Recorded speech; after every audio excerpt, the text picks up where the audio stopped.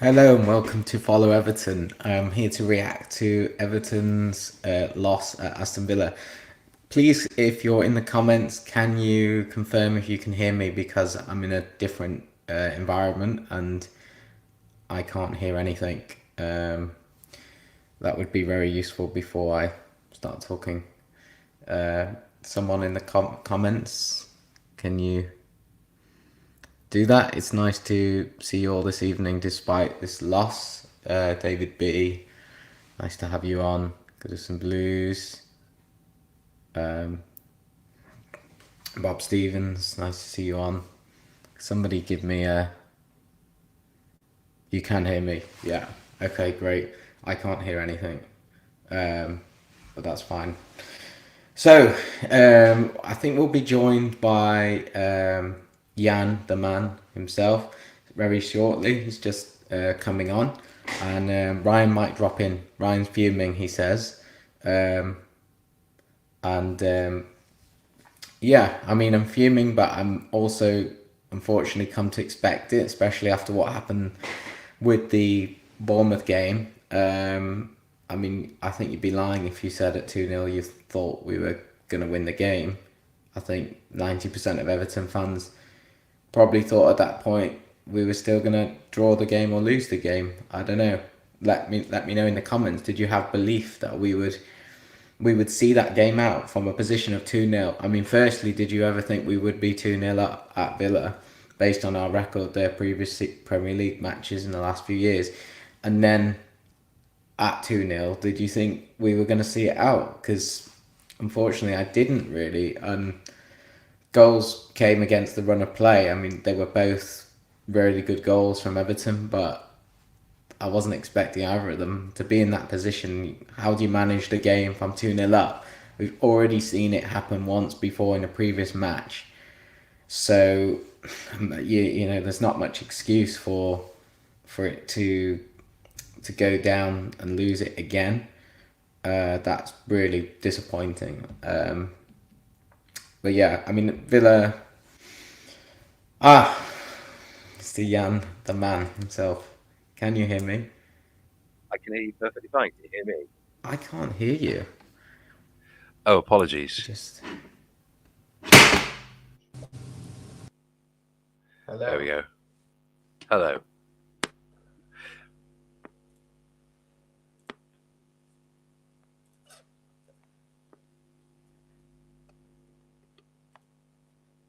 Hello.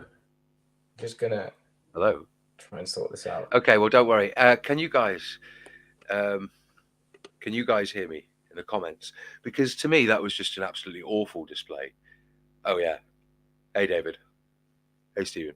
Yeah. So basically, um, oh, Basil's disappeared. Okay. For me, that was an appalling display of lackluster football where we played like schoolboys that had no cohesion.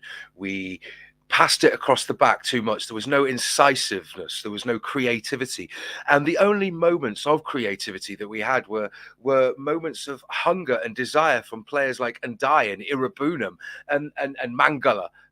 Players who hadn't had their footballing instincts and desire beaten out of them. Yeah, and Ryan's encouraged me today to be angry, to rant away.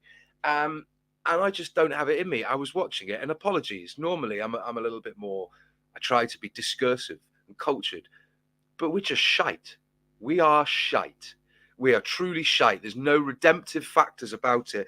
The goals were counters that went against the run of play. You look at the statistics. We had two moments of football where we had in the first half where we had possession and we managed to get the ball and we capitalized. Okay, yeah. But aside from that, everything was completely against the run of play. If we'd have sneaked an equalizing third goal, DCL, I mean, there were a couple of chances when we didn't capitalize ever. But I mean, it beggars belief the fact that we'd cocked it up and it was all looking like a capitulation or a repeat of the the 3-2 avalanche landslide collapse that we've already seen this season, exactly as it was. You have substitutes lining up ready to come on and inject the game with some desire, Lindstrom and Beto, to make a difference. And of course, he's going to take off the players that have that hunger and that are making an impact. I mean, it's frustrating to see Keane not sufficiently covered, that he was worried about a man goal side of him and he wasn't covering behind him and he cocked up and missed the goal. That was a personal individual mistake, an absolute error, right? But then if we look at Harrison kicking the ball back and doing absolutely nothing, well, not being so situationally aware, that I don't know, is it the training? Because you think, if in doubt, stick it out. It's schoolboy stuff. And sorry, I don't know if you've been following me, Basil. I've been talking about we've been completely feckless. There's been no football from us. There's no redemptive qualities or factors. And the individual mistakes that made up for the game, it's a combination of individual errors from Michael Keane, because he didn't see Ollie Watkins coming in behind him, but equally he didn't have faith that there was nobody covering him anyway, because somebody should have picked up the man. Because that Everton have a habit of almost zonal or area defending to an extent. We sort of mix and match the two, which has always confused me under Dyche. But yeah, and then we had Harrison, which beggars belief, when in doubt, kick it out. Right, that's schoolboy football. You don't play it back into play towards the 6-yard box. Right, but never mind that and the missed chances. We've been feckless, sterile, impotent football, playing it across the back, doing nothing creative. The only creative things that we did have were from players that were then substituted off, or this is not looking good. No. I think the most worrying thing is just the general attitude and tactical application of the game. It's like, I know you're looking at very specific moments, and you're right with all of that in what you're saying. But I think just generally, Everton, you say we pass it around the back. We didn't pass it around the back really, because we didn't ever have the ball for more than 5 seconds. And yeah, but what I'm saying is, when we had the ball, we didn't do any joined up football. It's very predictable. It's very pedestrian. It's just pointless football. Pointless. Yeah, I mean, Everton did play a few nice moves, and that's how we got goals, and we had chances, which I'm sure you might have touched on already, but we had some good chances. But I think generally speaking, Everton were almost afraid to play in that game and just be a part of that game on like a minute by minute thing. They just sat off and let Villa do what Villa wanted to do. And was that the game plan? Because just eventually you just knew it was always going to result in goal after goal, with Michael Keane at the back and Young. And it was a makeshift defence. And it almost looked like if Everton didn't when Everton didn't have the ball, they looked more vulnerable, actually, even though we weren't doing anything much with it. Well, here's the thing. Here's the thing that can be quite telling. When you talk about, right, our possession has been woeful for a long time, but this season particularly, and last season, okay, but as David pointed out, we had 26% possession. I'm trusting that's an accurate statistic. It seems about right. At times it was worse, right? But here's the thing: when that also is a statistic now that reflects the number of passes. It's not just time, or it's just an aggregated average, a percentage of passes, completed passes. Now, if someone hits there, hitting a space bar, doing the Opta statistics, fine, boring. But what that tells you is that even when we've got the ball, we don't have any relative safety. We're not passing it around amongst ourselves, which, okay. With those kind of statistics, and with us shipping 13 goals and losing all 4 games, and 2 of them coming from a decent winning position to piss it away, it tells you that there's very little hope to hang on to in my mind, Basil, because it's piss poor game planning. Like what kind of football? Aston Villa were not amazing. They dominated us, but they didn't play. Okay, that third goal by Duran, who came, okay, that was a wonder goal, but it's almost like they were knocking at the door anyway. But they weren't playing brilliant, incisive Man City football. It was just like, we've got the ball, it's going to ping away. Someone's looking away, not aware. Okay, they're following up. They're working in packs, and we're just sat there, fucking anesthetized. Yeah, I mean, but I feel like Villa could have gone up a gears, and I think if they'd been more clinical, they would have had hatfuls of goals as well. But they didn't. They're a decent side. You can see that they're in the Champions League for a reason, and they're capable of winning games like that, even from behind.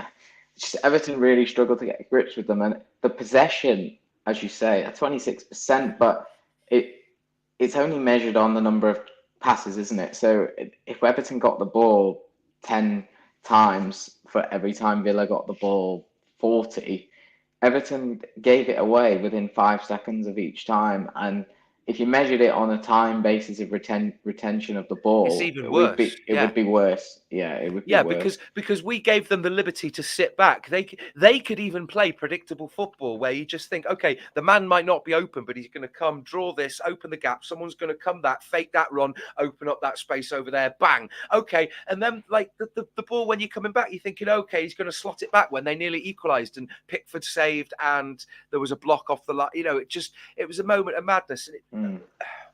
Look, I hate to say this because I wanted to have faith. And I think one of the biggest things for me is you saw substitutes come on. They weren't the right substitutions in my mind to positively impact the game or consolidate our position or to make positive movements. And the worst part was seeing them already too late. Was it Beto and Lindstrom at 71 minutes ready to come on? And they didn't come on for 10 minutes 10 later. minutes more. And I know you say don't substitute before a corner. I'm a bit superstitious like that. I get it. 10 minutes. This is what I mean. It's like, does nobody care to listen? Unless somebody can come out and say there's a very good reason why not. Why? We're not all football experts, are we? But we can't all be wrong. The only reason behind that I can think of is because we had to use the early substitution with Garner. And then we used two more. I think we only had, we used one more, and then we only had one window left. So you didn't want to make any changes if we were going to get injuries. Well, fuck it. I'm sorry. If it looks like you're going away and you desperately need a goal, let's not sugarcoat it. Let's not put paper over the cracks and pretend that underneath there's not some sort of gaping maw, which is the fucking championship and a downward slide. Fucking hell. Sorry. I'm inadvertently venting my frustration at you, Basil. No, it's fine. It's the emotion from watching that game. But I mean, the two things I pinpoint is, the substitutions. But I think at whatever it was, when we were 2-2, we went to back five. What did you think that was the right move? Because personally, I was thinking. I'm sorry. What was the score when we went to that? It was 2-2, right? Exactly. So you're back at level playing field, and the odds are we entered the match. Sorry, maybe my thinking. We entered the match. Odds are we're going to lose. We get 2 goals. We piss it away. You don't go to a back five to hold on to the point. You go fucking balls to the wall because they already look like they're going to get a 3rd goal. I'm sorry. Villa at that point had really taken some momentum after that 2nd goal, and it was only a matter of time, I felt, that it was going to concede another goal. And we had to make a change of some description. What I'm asking you is, what would you have done then? Because he definitely had to freshen it up. We said that in the last game. Okay, what I would have done was not started Keane. I would have started somebody like O'Brien. If he was fit enough to come on, I'd have taken Keane off because, unfortunately, I don't think he's incisive. We want someone who's going to strong and not bully him because the proof's in the pudding. Look at the match. And for the first 20, 30 minutes, especially we were on top, Villa were rolling around at the slightest touch that slow-mo and reaction replay showed they were trying to get our players booked. And it worked. And there's some sort of agenda against us. And then Dye get a yellow card for kicking the ball away. Yet you watched the match the other night, Southampton United, and the refs don't bother getting the cards out. It's a piss take. And 7 minutes at the start of the fucking first half? Fuck off. Right? Sorry. You asked me something totally different, and I just... No, you said you wouldn't have played Keane from the start. Get Young off, because he's a liability, unfortunately, sometimes. Not that he's necessarily a liability if we had a solid and reliable team around him, but the fact is he's not the kind of player we need. Bring Roman Dixon on with some pace, something. Sorry. Is he not got his hands tied behind his back in what he can do? I mean, we've got injuries all over the shop at full back. We're missing Branthwaite, and I think that was my second point of that. I think with Branthwaite in the side, we don't concede some of those goals. But you could argue even Jake O'Brien would have stopped the Villa first goal with the header, because what's Michael Keane doing? He doesn't get near to the ball. I don't know how he gets so out of jump. But look at the number of times in the match. Yes, but look at the number of times in the match that Villa were ready to, even when they were behind, that were ready to attack. That there was a time we had a free kick that our closest player was the defender. By the time he turned round to gone to take it, there were two Aston Villa players closer than an Everton teammate that were blocking off his options. There's no fucking desire. There's no situational awareness, and there's no like. It's almost like they feel, what's the fucking point? And if that's the case, these are footballers that have played in losing matches from a very young age. So then it begs the question that who is steering the ship in this direction that they're willing to throw the fucking oars and cannons overboard just for the sake of a few moments peace on the green? Like, just jump in the water. I'm sorry, I don't know what the metaphor is, but it's pissing me off. Oh. No, it's not. It's not easy these days to watch it, and you preempt it. It's actually a really slow game. I felt because Everton barely had the ball, and yeah, I don't know. It was an unusual watch for me. It was suddenly 2-0 up, completely against the run of play, bit of quality. Villa, are going to fight back into it. At least the Everton from 3 or 4 years ago, even when the signs were there, as I was saying this. Even the Everton from back then, 2-0 up, half an hour into a game, we might have shipped a goal about 20 minutes to go, but we wouldn't have pissed it away like that. Yeah, we can't keep doing that. We've conceded far too many goals, and I can only pray that it's Branthwaite. Once Branthwaite comes back in, and that's my only hope. And then if it doesn't change, then we've got real problems. Real problems. Well, the thing is, like I've said this for ages, though, that and maybe I've tweeted about it, and I'm sorry, but for everyone on the platforms, thank you so much for this rant, for indulging me. But I don't know what you think about this, Basil, because I put it in our group chat as well. The football club Everton is so poorly managed and directed. Like, we have vacancies, gaping fucking holes where people don't want to step up because what is it, like a sinking ship and rats? I don't know, but what's going on with the ownership? We have nobody that's managing the players like Neil Mopé's situation. We've got nobody that's doing anything like fan engagement. Do we have fan engagement officers, people that are real, recognizable? Why not have ex-players as fan engagement to join with them, or people that are big in the community, or Liverpool, or something that work closely with the clubs like the German leagues? And I've had John Blaine, lovely guy, Toffee TV, talk to me in depth about this. And to me, it's like the joined up dot thinking. Anyone who's not aware, I am definitely autistic, right? And it's the big thinking kind of thing that looking at it. Dude, David, Basil, tell me, what about Everton Football Club is being run well at the moment besides smoke and mirrors, magic? Look, everybody look at the new fucking stadium. Well, Ryan, can you hear me? Yeah. Yes. It's not going to work. I might need to move, sorry. It's okay. No, I get the point. I know what you're saying. I from my point of view, I don't know. I can't see the signs of anything being done well. That's the concerning thing. I don't know what's going on inside there, and that's also the concerning thing. Nobody does, I think. It's everything. It's the cock-ups over the ticketing and the season tickets and the allocation of the commemorative packs, and the fact that I had to contact the people building Everton Way to see if we could get my dad and my stone put together, and Everton were like, nah.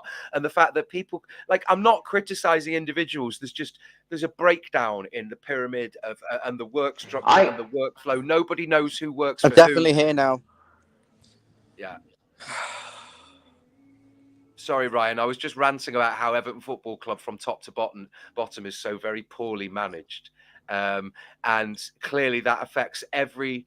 If there's a poison, if you're growing back to a culture in a petri dish, and the petri dish itself is poisoned, everything that grows just going to be there.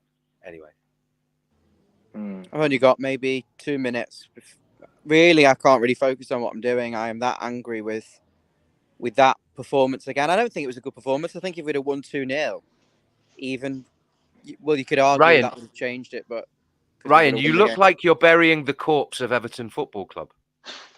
I'm absolutely fuming. I want to scream. I mean, how can you be that inept? This is elite level sport. I want to swear, but it's before the watershed. It's elite level. It's elite sport. This is Premier League. You're The 2-0 watershed's up. broke. You're 2-0 up. The shit's hit the fan. It's all gone now. You can't concede. You know what pissed me off so much? That goal.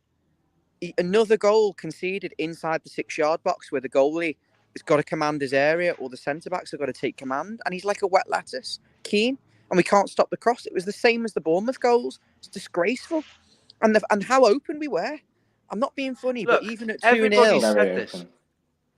not being funny, but even at 2-0, you could put 50 buses through that midfield. They were just knocking it around them. The two strikers for Aston Villa, what they were doing was coming off their markers of the centre backs to play in the pockets and turn. And we didn't know whether the midfield then should have dropped and been tighter into the back four as like two closer lines, and then waited, because we haven't got the quality to deal with that. Otherwise, we haven't got the players. Well, that's exactly no, but that's exactly what I'm saying. Although it's not. Although we weren't wide open and like opening avenues for them, it was predictable, because you knew how they could open us up, and it happened again and again and again, and we were doing it where we weren't. As you said, we didn't have the quality, we didn't have the desire, the speed, whatever, the ability to hold on to the ball and play football and make them sit back. So we had to sit back for the majority. We weren't playing football. We're not a team that is capable of playing football at the moment, and that is unforgivable. The defenders couldn't play out from the back when they needed to, and it meant it was always going back to the goalie or into unnecessary areas. To be fair, there was one time in the first half where we didn't do that. Second half, so to say, Calvert-Lewin goes through and nearly scores. Calvert-Lewin then nearly scores the second time. You know, there were some bright things going forward from Everton today, but you'll never win any games if you're conceding 3 per match. And this is 13 conceded in one season of 4 games. It's disgraceful. The goals, the first goal, as I've said, I've just touched on, is just basic. Stop the cross or attack the header. Keane, you're 6'4", mate. You're not fucking 5'1". Stick your head on it, net it away, and then why aren't we being clever? Fouls, tactical fouls, taking time on throw-ins, taking time on the. You know, we no, played Ryan, like it doesn't even boil down to that. If we're not like, those are the frills, those are the extras that come to the game. You know, when you start thinking, okay, at least we've got some system of fundamentals. We can't even afford to focus on that. We don't. Sorry, I haven't really got long, so I'm just gonna have 1 minute. The Pickford one again, beaten from 40 yards. I don't give a shit. You shouldn't be scoring from 40 yards. I need to see it back. But even so, if you can't do anything about it, why are you being given it was a beautiful. No, Ryan. In all seriousness, they had plenty of chances. Well, that only happens against us, then, doesn't it? That only happens against us. But John, it was where's the midfield? Fucking midfield's got to get out and stop him from shooting from there. Yeah, I mean, you can't legislate for that, but you can legislate for the first and second goals. You can stop them, and also the quality of our finishing. Yes, because getting those goals back allows the freedom to take those kind of shots from distance that you go. It's a mentality, you know, because getting 2 goals back from losing is not the same as, you know, when you win from a losing position, it's not the same as winning from a drawing. You know what I mean? This is sheer levels of incompetence, and I'm at the point now where I think this feels different to that 16-game run where we went out last season. This just feels like, because we were neither here nor there, we weren't getting humiliated. These are humiliating results. To be 2-0 up, that's humiliating, embarrassing. You know, getting to the point where I'm thinking, you know, change the manager. You know, David Moyes is in there. Maybe he's an easy option to go for, but he knows how to set up a Premier League team. If we can't see out 2-0 lead, and they didn't even have the best players on the pitch, Villa. They were missing Leon Bailey, for example, who's a winger who would have just turned his spot. We still lost the match. We were 2-0 up. We did that against Bournemouth. We did that again today. It's disgraceful. I can sit here all night and rant. I've got to go to work. I've got to do this job that I'm getting paid to do. But I just want to say that I hate them all. They're making me miserable. They're making me ill. They're making me depressed. They're disgusting.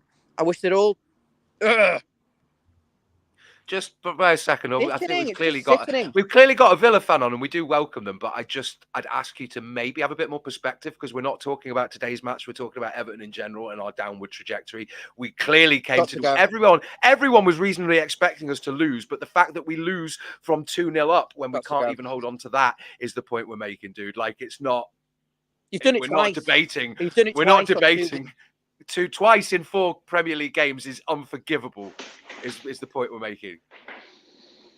This is my reaction. It's anger. It's It's anger, it's pain, it's frustration, it's an upset. It's an upset feeling. I had the upset feeling last week. I didn't have an upset feeling at Spurs.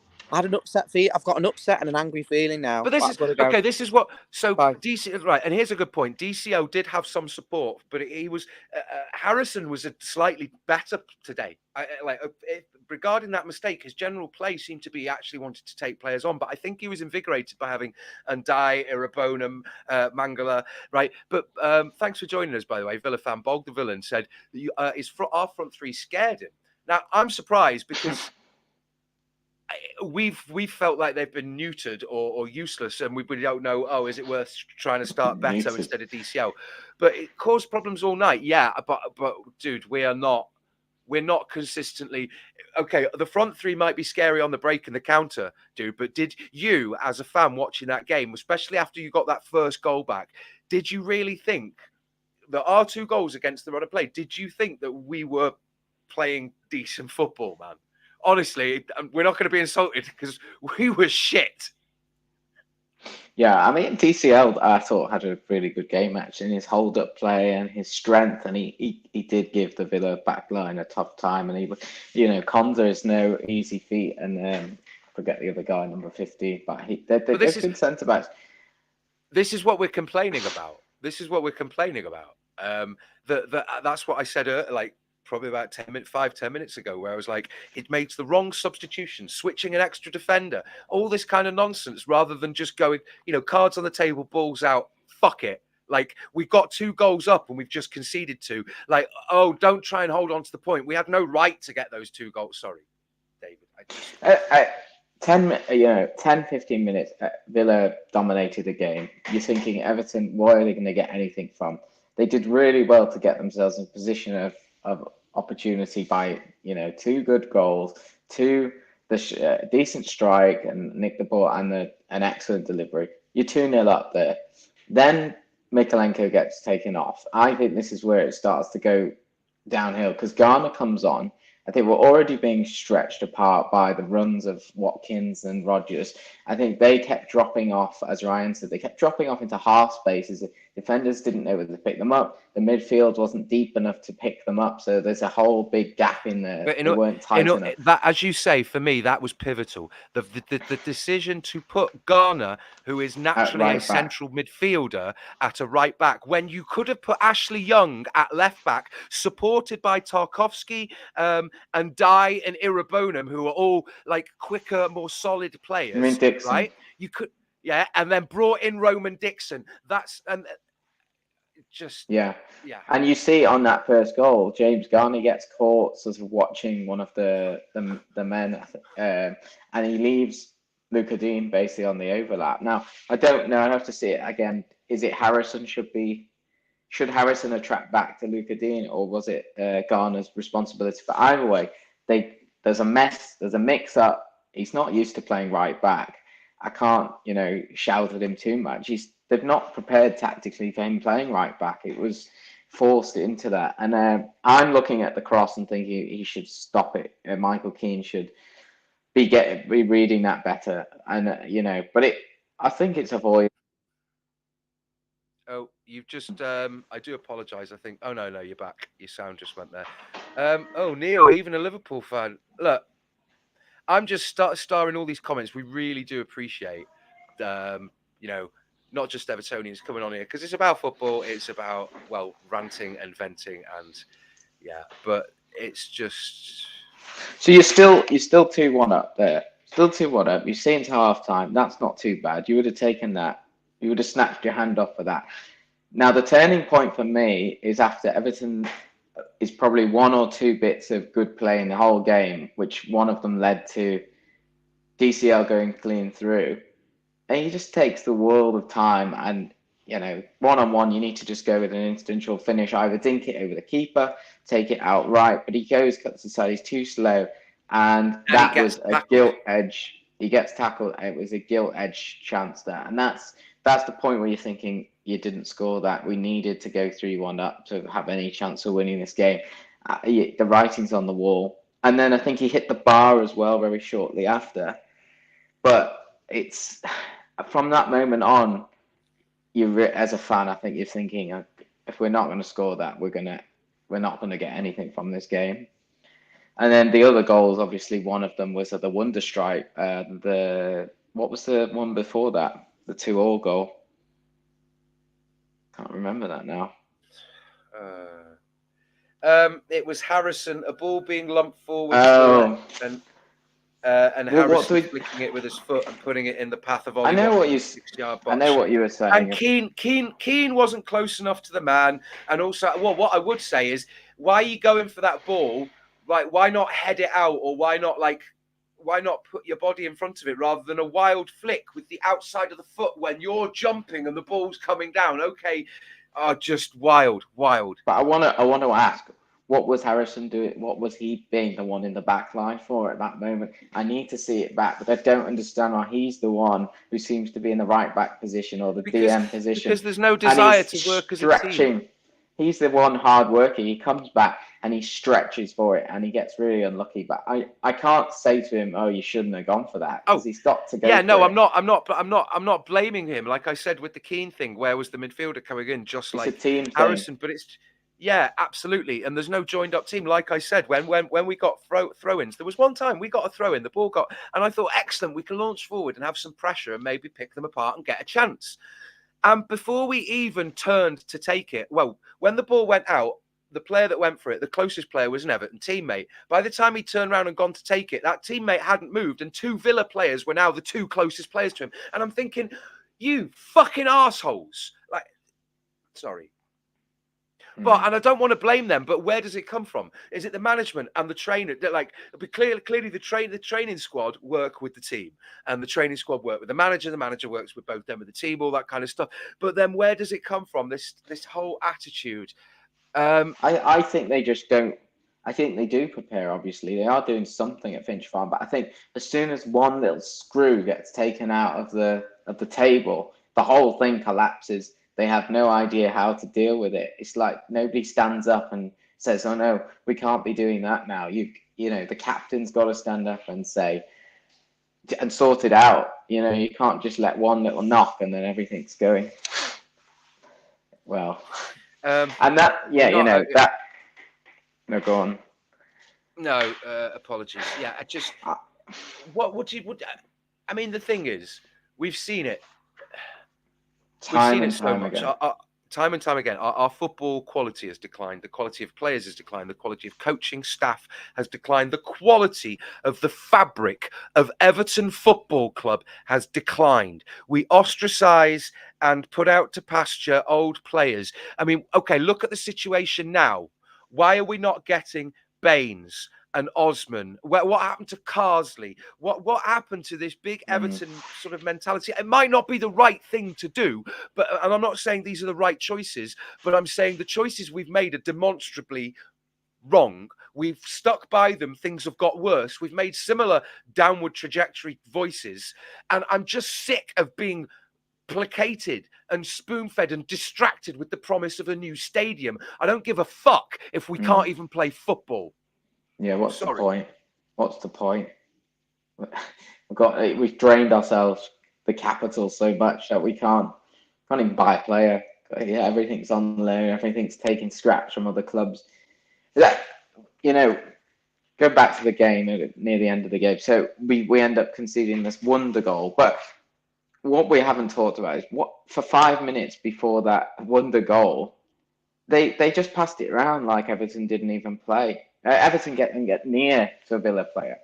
So yeah, you can say the strike was fantastic and you can't stop it, but you can't be letting a Premier League side. It's not Man City. You can't be letting them have the ball for like 3 consecutive minutes without getting a tackle or anywhere near them or fouling them or anything. But the thing that I have to ask is, there are clearly tactical analysis, and there are players who analyse their performance, like individuals and team, defence, wingers, players on this. They should be corner analysis, free kick analysis, all this kind of stuff. In the high-tech game, I'm not saying, yes, it might be fluff, it might be bump, and it might be bullshit. But you have software, you have teams, you have businesses designed to analyse fitness, strengths and weaknesses, how players play together, metrics, all this kind of stuff. Now, that's just the footballing side of it. Now, on the business side, there seems to be a fecklessness about Everton Football Football Club, with the cock-ups with the ticketing all the time, and the turnstiles when we go in and nobody can get in on time, the fiasco over the shirts. Everything is slapdash and shoddy, and it seems to be. And if that's the case with the playing on the football pitch and the coaching and the manager, maybe the manager's there going like, I shouldn't be leading this ship. There should be a strong behind the teams thing so that I can get to walk out and be the face of Everton Football Club, shielding and protecting the players and coming up with the tactics. I don't know. Maybe he's easily rattled. Maybe he's just a shit manager who's reached the end of his rope. Whatever it is, there are multiple things wrong at Everton Football Club that I've said this for months and years. Look back over the previous videos. Regular viewers will know. There is something rotten in the state of Everton. And how hard would it be though to get somebody on into the club who thinks about the fans? And as you said, what is going on with these packs? I mean, I thought I ordered a pack, but I've not seen a pack come through. No, I had to notify them. I had to notify the club about this commemorative pack, right, which I'd already paid for. Then they said I hadn't paid for it, which they've now tacked the cost onto the fucking season ticket, and they don't tell you the length of the season ticket payments, and it's all just a fucking it's a joke. I thought we just weren't getting them till the end of the year. Oh, I got mine. Oh, you need to chase it all up. Everything. Well, why should I have to chase it? Exactly. That's what I'm saying, because there's nobody being proactive, giving a toss about Everton Football Club. There's nobody demonstrating, standing up and demonstrating nil satis nisi optimum. Prove it to me or fuck off. Why is it on the badge if it's not being epitomised through every little bit of the club? It should be through on the food, the nutrition, the sportsmanship, the training, the players. That should be the mentality the whole way through, and nothing is done like that anymore. No. I mean, okay, here's the thing. There should be teams of marketing. We've got connections to billions, to business, to people at the club that love Everton Football Club. We've got Tony Bellew, who's an Evertonian, Meatball Molly. For instance, all these things. We've just signed Red Bull. Why not have a promotional, rebrand their blue one that they do as all these kind of little things that shouldn't be. Okay, yeah, we're talking about football, but all these kind of things that other football clubs do at the drop of a hat without even thinking, because it's their bread and butter. And we can't even get our players onto a fucking train without getting them into an argument with fans. Because somebody didn't think about it. Whoever's job it was to think about that, you lose your job. Whoever's job it is to make sure that somebody's doing that, you're not doing your job, you lose your job. There's something fucked up and you're failing. And the people at the top are not got any standards. So it's not being implemented. The standards have dropped, and then people can get away with it. Well, I mean, I know of instances of an Evertonian artist who did this doodle of like Everton, the subway, the underground.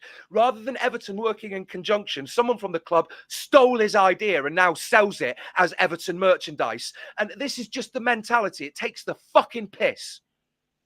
The People's Club? The People's Club? Are you fucking joking me?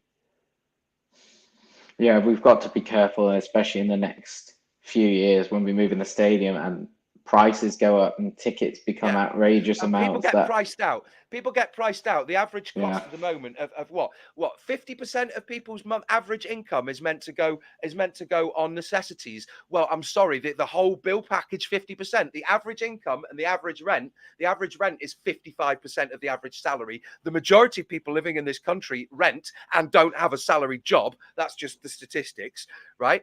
But you're talking about this. Where's the club showing their dedication to being the People's Club and nil satis disi optimum? Keep talking about the footprint, the match day experience, the transplant of things like the Goodison houses and all the businesses, the takeaways. What about the parking situation? What about all this? Or is it just excellent, more fucking income for whoever decides that we're the latest cash cow? Sorry, I'm being called as well. So go down. Yeah. It's okay. You know what? The thing is, I say I'm not going to get angry because I just when the goals go in, I call it 5 seconds ahead of time every time lately with Everton. You can call it happening, and I just sit there and it's just head in my hands. I just go, It's like when somebody tells you that I'm sorry, there's really nothing more we can do now. It's just a matter of time. That's what it is. I'm sorry, Evertonians that have. Okay, so I'm 37. I was born just after we won the league. I'm sorry, we've won one 95 FA Cup and some Mickey Mouse Ruleteros trophy, right?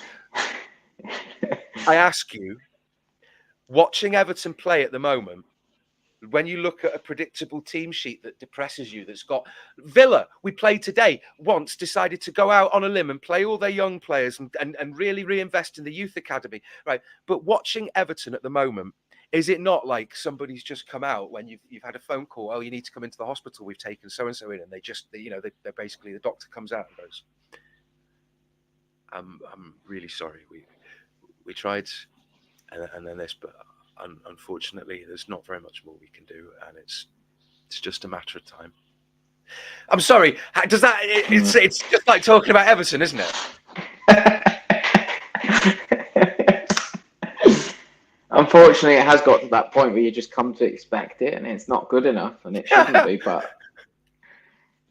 yeah, I become like immune to it. It's like I've already had the vaccine, so I know Everton are going to concede, but it's not good enough. The question there about Bournemouth and Villa, which was worse, it's Bournemouth for me by a mile, because it was just a complete capitulation. We played really well for 80 minutes, got it all wrong, tired, mucked it up. 3 goals. It's just unacceptable against a relegation rival. This was a game against a top team in the league, a Champions League team, whatever you think of them, and away from home, and we didn't expect to win. Interesting points from people as well, especially about Man City. That's a much broader argument, yes, because I don't think Everton. Let's be honest. On the whole, as a great big tribe of football fans, for the Evertonians watching, I'm assuming you're on board, but for any non-Evertonians watching as well, what's happened to football? It used to be a Saturday event where you go, you know what? Even if there was a favourite, you could overturn it. Now it's a funnel like that, where the big teams at the top, or a pyramid like that, but what they do is they hoover up everything. Any sign of a player's brilliance, and he's bought and then loaned out to another club in exchange for a superstar they've just bought there. And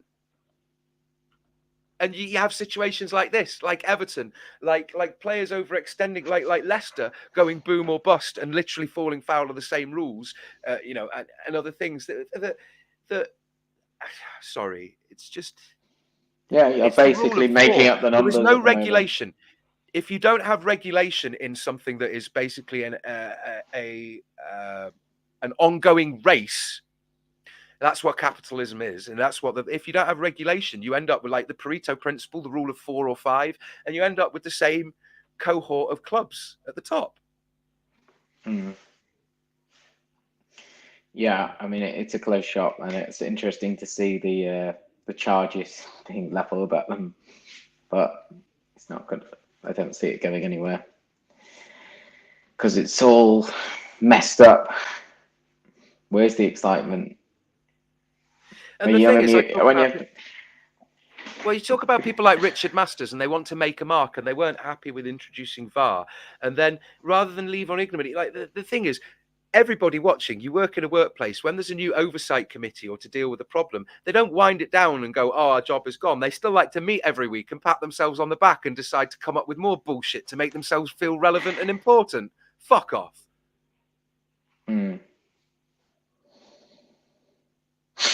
How are you going to solve the issues of football? I've noticed it's crept into like even just a casual game of 5-a-side, like basic things like fouls and stuff. People get all arsey about it. It's like, what the fuck?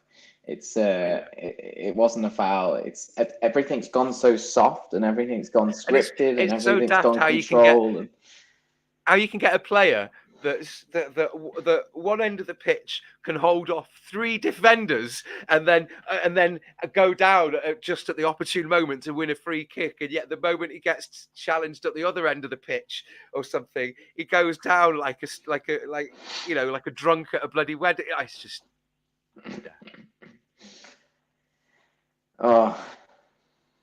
Well, you got your energy back. You said you didn't have your rant and your energy. I didn't have the energy to rant, but Everton somehow managed to get the cortisol and the adrenaline going.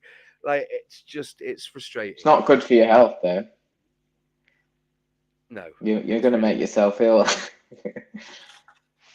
Yeah.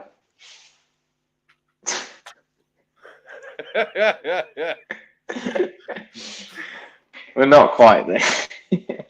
Oh, mate, I've been out in the garden completely re-fencing because the arsehole useless council cut down some trees onto like destroyed some fencing on my property and didn't cut down a tree that's like literally fucked a fence up.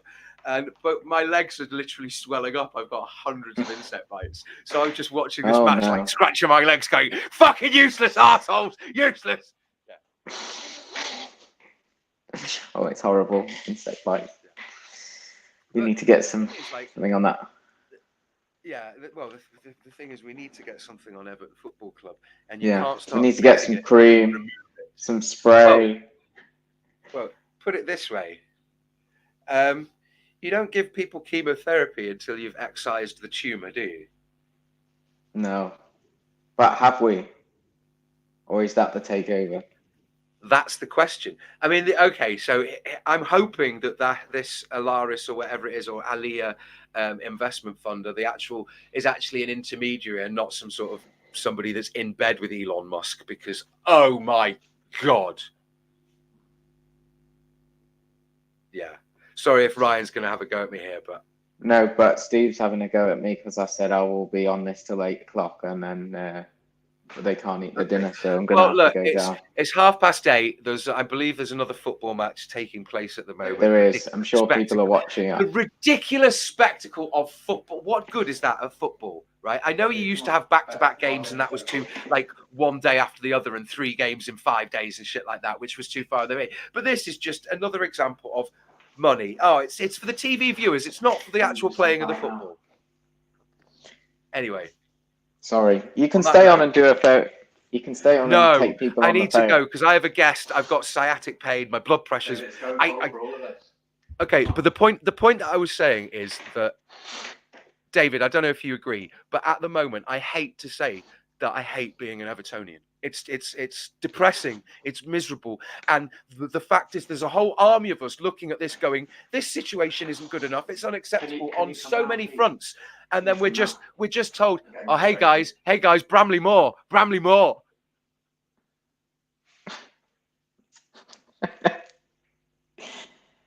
Go on, Jan. Try and relax. Go and watch the other game. It's going right. cold. I've made dinner. I'm gonna have to go. So, Jan, do you want me to end the stream, or are you gonna stay on? No, I will end it. Exit. Sorry. Right, I'm gonna go.